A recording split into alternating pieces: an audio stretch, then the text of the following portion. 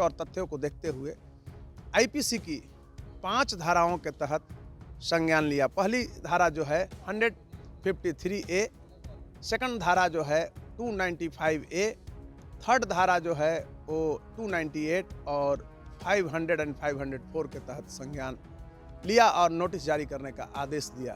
Sir, आप देख रहे हैं न्यूज़ 4 नेशन में हूं आपके साथ नृतम। सनातन धर्म पर लगातार टीका टिप्पणी किया जा रहा है।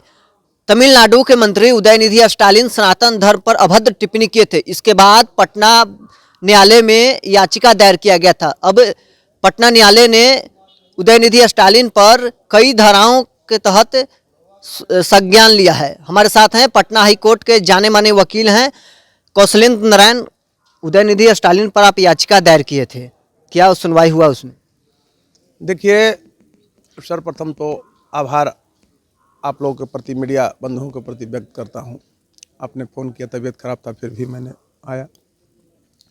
देखिए, उदयनिधि स्टालिन ने देश की बहुसंख्यक जो आबादी है, सनातन आबादी, सनातन धर्म को मानने वाले, उन लोगों को उन्होंने अपमानित किया था।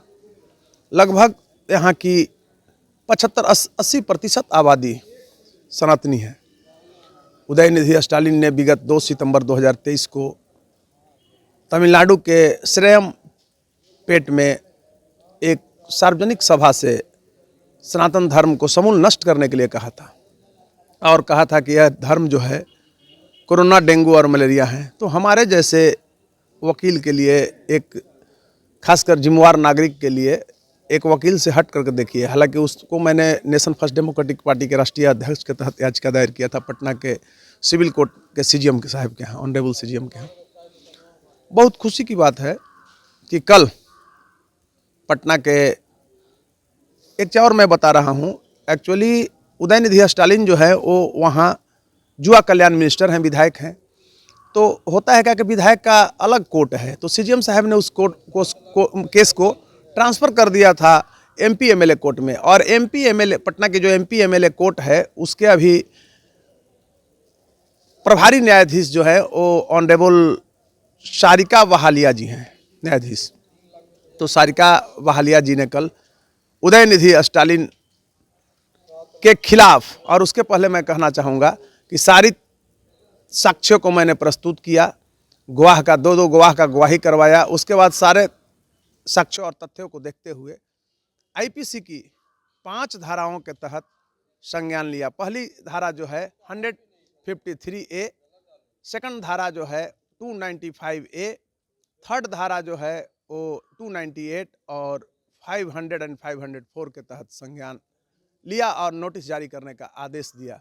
सर्वप्रथम मैं बता रहा हूं कि इसमें 2 धारा जो है 153A और 295A, ये दोनों नॉन अवेलेबल धारा है।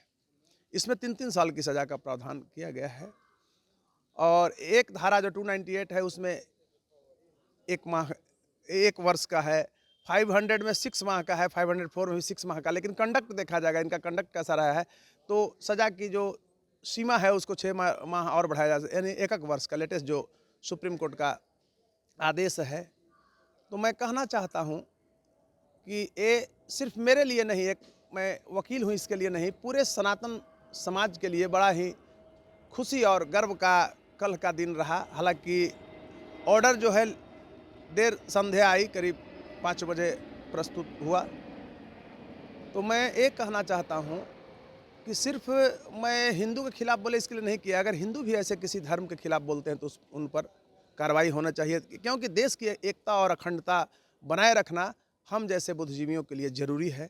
और दूसरी तरफ अगर नज़र उठा करके देखते हैं तो उदयनिधि स्टालिन ने हिंसा भड़काना चाह रहे थे। उन्होंने वोट की राजनीति किया, राजनीतिक उद्देश्यों की पूर्ति हेतु इस तरह का अनर्गल बयान दिया, तो सज़ा उनको मिलनी चाहिए। और मैं ये आप लोग के बीच में घोषणा करता हूं कि एडवोकेसी का जो भी मेरा दायरा है उसके तहत मैं उनको कठिनतम से कठिनतम सज़ा के लिए अपेक्स कोर्ट तक जाऊंगा। अभी तो वहां चल रहा है एमएलए एमपी कोर्ट में, मैं हाई कोर्ट आऊँगा, सुप्रीम कोर्ट तक जाऊंगा, लेकिन सज़ा उनको दिलाऊंगा। सवाल अब ये है कि आगे इस मामले में क्या होगा, कोर्ट आगे क्या निर्णय लेगी? कोर्ट तो लेगी। अभी तो उनको 12 तारीख तक हम लोग को तलवाना जमा करना था, तो कल हम जमा करवा रहे हैं। मुंशी जी को बोल दिए हैं और अब उनको नोटिस जाएगा।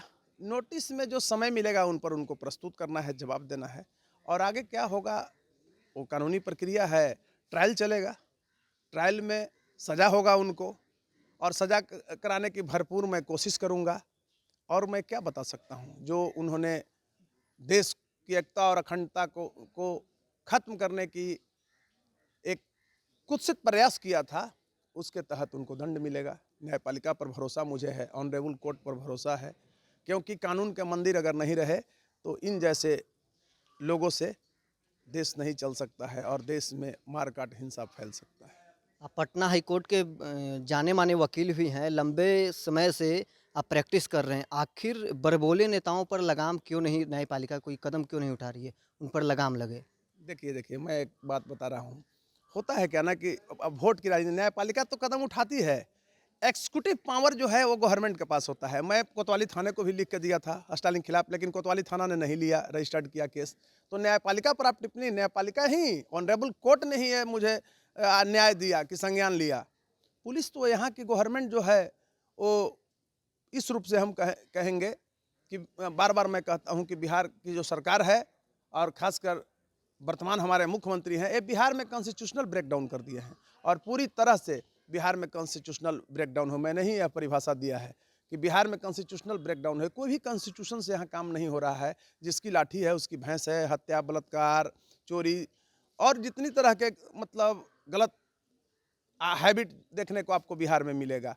तो हमारे समझ से न्यायपालिका ही है जो आपको जीने का साहस दे रहा है। अगर न्यायपालिका नहीं रहे तो ये लोग रोड पर खड़ा कर करके गोली मरवा देगा, जो स्थिति है बिहार में और देश में। इसलिए न्यायपालिका का हमेशा, ऑनरेबल कोर्ट का हमेशा, चाहे वो निचली अदालत हो, माननीय हाई कोर्ट हो या माननीय सुप्रीम कोर्ट हो, हम लोग को हमेशा भरोसा करना चाहिए, क्योंकि कानून के मंदिर से ही हमें न्याय मिलता है।